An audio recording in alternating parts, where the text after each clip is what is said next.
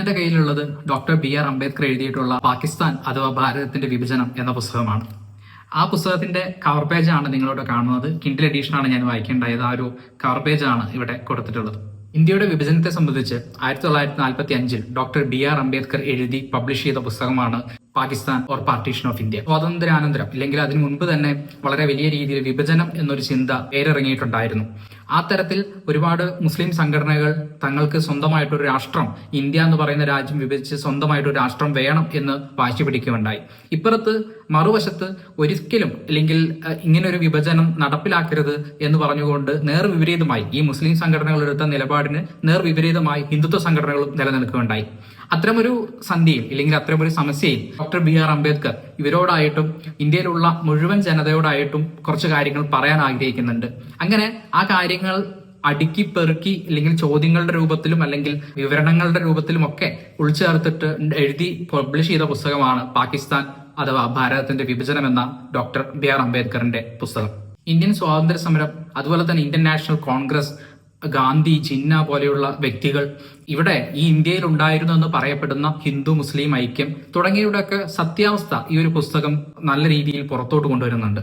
മുഹമ്മദ് അലി ജിന്നയുടെയും അതുപോലെ തന്നെ മുസ്ലിം ലീഗിന്റെയും ശക്തമായിട്ടുള്ള ഞങ്ങൾക്കൊരു മുസ്ലിം രാജ്യം വേണമെന്നുള്ള ശക്തമായിട്ടുള്ള ആവശ്യത്തിന് പുറകിലുണ്ടായിരുന്ന ആ ഒരു ചേതോവികാരം, ഇല്ലെങ്കിൽ എന്തായിരുന്നു പ്രധാനപ്പെട്ട കാരണം, എന്തിനാണ് ഇവർ ഈ വാശി പിടിച്ചിരുന്നത് എന്നുള്ള കാര്യം അടിവരയിട്ട് ഈ പുസ്തകത്തിൽ അംബേദ്കർ വിവരിക്കുന്നുണ്ട്.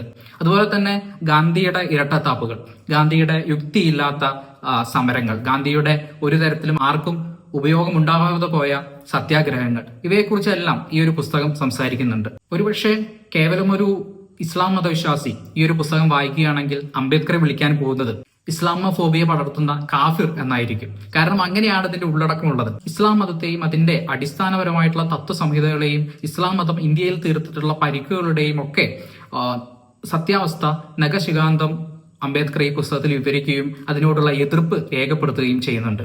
ഈ ഒരു വിഭജനത്തെ പിന്തുണച്ചിരുന്ന വിരലിൽ എണ്ണാവുന്നവരിൽ ഒരാളായിരുന്നു ഡോക്ടർ BR അംബേദ്കർ. എന്തുകൊണ്ടാണ് താൻ ഈ വിഭജനത്തെ സപ്പോർട്ട് ചെയ്യുന്നത് എന്നുള്ളത് ഡാറ്റകൾ വെച്ച്, വിവരങ്ങൾ വെച്ച് വലിയ രീതിയിൽ വിശദീകരിച്ചുള്ള ഒരു പുസ്തകം കൂടിയാണ് ഈ ഒരു പാകിസ്ഥാൻ അഥവാ ഭാരതത്തിന്റെ വിഭജനം എന്നുള്ളത്. മുസ്ലിങ്ങളെയും അതുപോലെ തന്നെ ഹിന്ദുക്കളെയും തമ്മിലടിപ്പിച്ച് ഭിന്നിച്ച് ഭരിക്കുകയായിരുന്നു ബ്രിട്ടൻ. ഇത്തരത്തിലുള്ള ഈ തുടങ്ങിയിട്ടുള്ള വാചകങ്ങൾ ഇല്ലെങ്കിൽ കല്ല് വെച്ച നുണകൾ എന്തിനായിരുന്നു ഇന്ത്യയിൽ പരത്തിയിരുന്നത്, ഇല്ലെങ്കിൽ ആരാണ് പരത്തിയത്, എന്തിനാണ് ഇത്തരത്തിലുള്ള കള്ളത്തരങ്ങൾ പറഞ്ഞത് എന്നുള്ള കാര്യം അംബേദ്കർ ഈ ഒരു പുസ്തകത്തിലൂടെ പൊളിച്ചെടുക്കുന്നുണ്ട്. യഥാർത്ഥ ഇന്ത്യൻ ചരിത്രത്തിലേക്കും, അതായത് രാഷ്ട്രീയപരമായിട്ടുള്ള സാമൂഹ്യപരമായിട്ടുള്ള യഥാർത്ഥത്തിലെ ഇന്ത്യൻ ചരിത്രത്തിലേക്കും അതുപോലെ തന്നെ വിഭജനത്തിന്റെ യഥാർത്ഥ കാരണത്തിലേക്കും വിരൽ ചൂണ്ടുന്ന ഒരു പുസ്തകമാണ് അംബേദ്കറുടെ ഈ ഒരു Pakistan or partition of India.